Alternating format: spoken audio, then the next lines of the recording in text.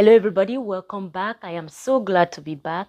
Thank you for all your lovely messages. I received your kind messages wishing me to get well. Thank you so much. I had to have a biopsy on my gum to make sure everything was well over there, and thank God everything came out well. Nothing is going on down there, praise God. So a lot of you are aware that the Lord called me out of Nollywood and separated me, said that is not the industry for me. I should come out of them. And it is in light of this that I want to shed more light on the issue of celebrities and mental health. We know normal people have mental health issue, and non-celebrities suffer from depression and all the issues that celebrities suffer from. So I'm not saying it's only celebrities that have mental health issues. So let's get into it quickly. So when the Lord called me out of Nollywood and I went through all the issues of spiritual battles and trying to make sense of what was going on in my life, there was a point that I thought, and the people around me thought, that I was developing mental health. But I am so grateful that the Lord intervened before they took me to a mental health hospital. At a point, they were, wanting me to go from this spiritual house to that spiritual house. But thank God, I obeyed the instruction of the Lord, and the Lord delivered me. So because of my personal experience, I cannot have a lot to share concerning celebrity and mental health. So after I repented and I started walking, went to nursing school, everything, I started walking. I remember being at work one day and I was watching a television. They had these shows about celebrity life. At first, I started out watching the show, just for entertainment's sake. Oh, wow, look at what happened to this person. Look at what happened to that celebrity. But all of a sudden, I began to gain this ministration. Joy, observe what is happening to them. And truly, as I paid more attention, I started to see a pattern that I've never seen before. So I'm going to show you a few footages of what I mean, and then we can dive into it some more. So pay attention to these footages quickly, and let's dive into it after the footage. In our secular society, we fill the godless gap with celebrity, and we take pleasure in cheering on the underdog until they're not the underdog anymore. Favorite pop artist goes to... It's Britney Spears! And Britney Spears! Britney Spears! There's been bizarre behaviors. You have somebody who is in serious medical trouble psychiatrically.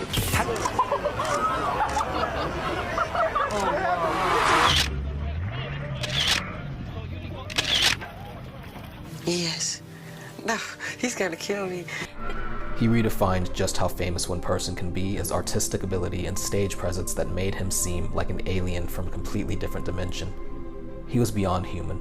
To have ambulances at every stadium, out of the assuredness that your spectators would pass out, is just a superhuman level of stardom. A Hollywood god. A man that must have known better. There are a few slip-ups. Don't treat me like a criminal. I am innocent. Michael just sort of starting to touch my legs and touch my crotch over my pants. It progressed to him performing oral sex on me, him showing me how to perform oral sex on him. He introduced me to masturbation. Tabloids soon began disparaging him with the nickname 𝒂𝒂𝒑𝒂𝒄𝒄, a term Jackson despised.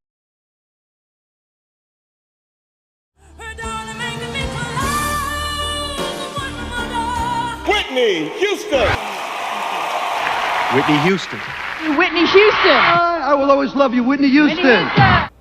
If you had to name the devil for you, the biggest devil among them? That would be me.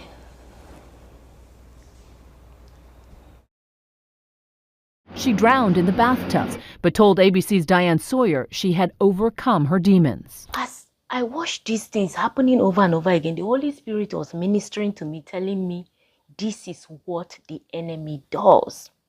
The question is, why? Why is the enemy attacking this innocent celebrity? Why this this rising and then falling and crashing, and the person is disgraced and their life become nothing. I kind of get possessed by the devil when I'm performing. I like headbanged so hard that I got concussion. And that's where we come into the issue of fame. Look, this thing called fame is not ordinary. When you see somebody and they have 20 million followers, 100 million followers, 1 million followers, it's not ordinary. If you go to the book of Revelation, you will see it. If you go to the book of Daniel in the Bible, you will see it, that the power to influence, the power to reign is given either from God or from the enemy. Thank you to Satan for giving me inspiration on how to play this role. So we want to look at the Bible, and so that the Bible can teach us more about demonic activities, what their interests are. For example, the Bible teaches us about Satan. Satan wanted to be like God. So he rebelled against God and he was kicked out of heaven with a host of angels. And they are here with us. We cannot see them. They are also called disembodied spirit. They are spirit without body. But they want to reign. They want to influence. The Bible said the God of this world, referring to Satan, the God of this world has blinded a lot of people so that they cannot understand or receive the gospel or hear the gospel. So Jesus went into a certain area and he met a man that was demon possessed. So number one, we know that demons can possess human beings. They can enter into a human being. Roman is a crazy boy who lives in me. And he says the things that I don't want to say. He was born, just a few months ago. I think he was born out of rage. He was conceived in rage. So he bashes everyone. He threatens to beat people, and he's violent. I ask him to leave, but he can't. He's here for a reason. The Bible described the man as being very strong. They try to bind him, they try to chain him, and nothing can hold the man down. So we know that anybody that has demon in them, the person will be a very strong person. Physically, influentially, the person will be a powerful person. Number three, the man was cutting himself. So we know that demons are harmful to the person they possess. Come in wherever you want. Come in.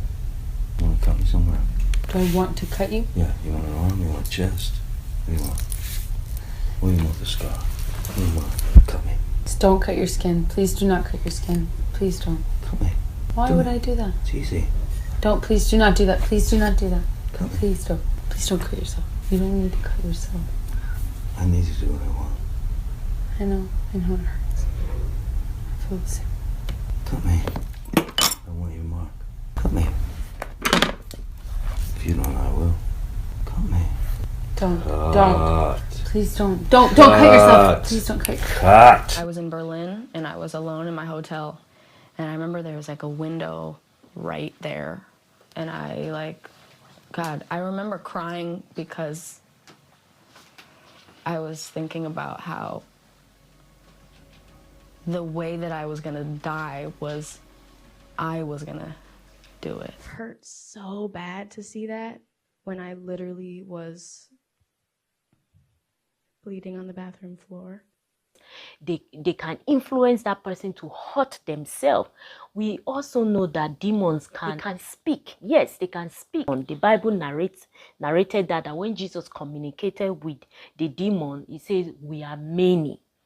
We know that there can be more than one demon inside a human being. In fact, in the book, in that story of the man with legion, there were about 2,000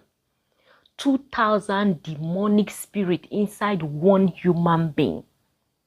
Can you imagine how powerful that human being will be? Can you imagine 2,000 spirits are inside one person, manipulating the person and, making the choices the person makes, the food the person eats, the place the person is sleeping. 2,000 spirits were inside this man making all these life decisions. A few months back, Demi Lovato also announced that she will no longer be going by the pronouns she and her, but instead they. So for example, she would prefer you not to say she is here, but they are here. So this led to people becoming frustrated with her and beginning not to take her seriously. Demi stated that she had no idea what her gender identity will be in the next few years because they are fluent, they as in her. Demi stated, there might be a time where I identify as trans, and I don't know what this looks like for me. There might be a time where I identify as non-binary and gender non-conforming my entire life. Demi continued on that it's probably going to change a lot over time because that is how she feels inside.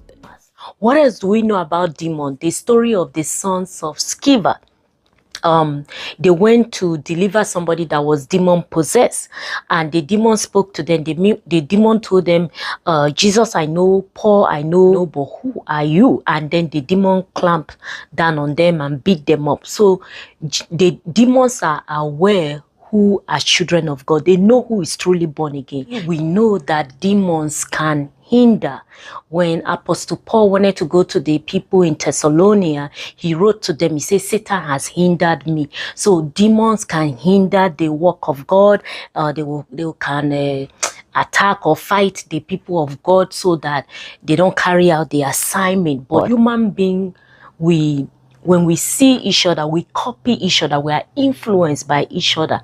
So for a demon to have a true influence, it needs to have a host, either somebody to listen to it and do everything that the demon is saying, or somebody he can live in, become a host, and then use that person to accomplish whatever they want to accomplish.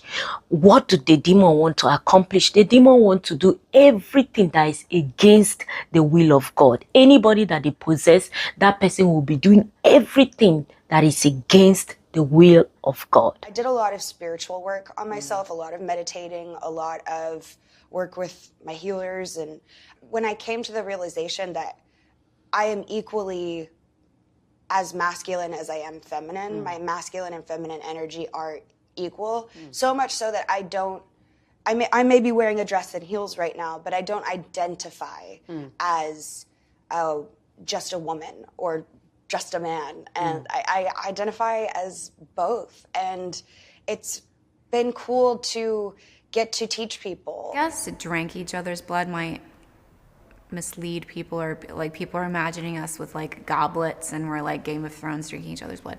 It's just a few drops, but yes, we do consume each other's blood on occasion for ritual purposes only. You have seen with your own eyes a UFO. Yes. Am I right? Yes. If you put the intention out there to want to try to make contact, and you work on meditating and expanding your consciousness, it makes making that contact a lot easier.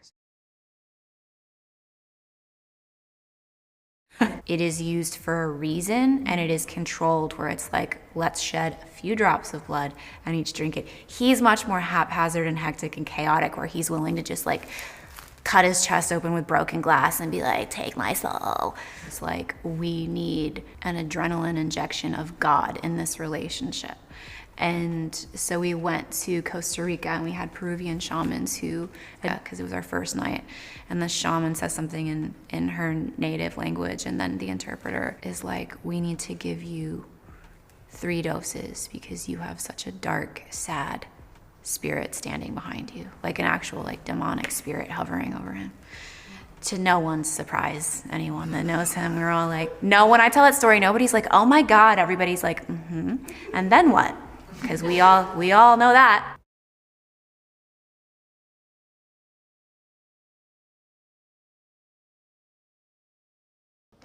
So knowing all these things about demons, what did they have to do with a celebrity mental illness or mental illness in general?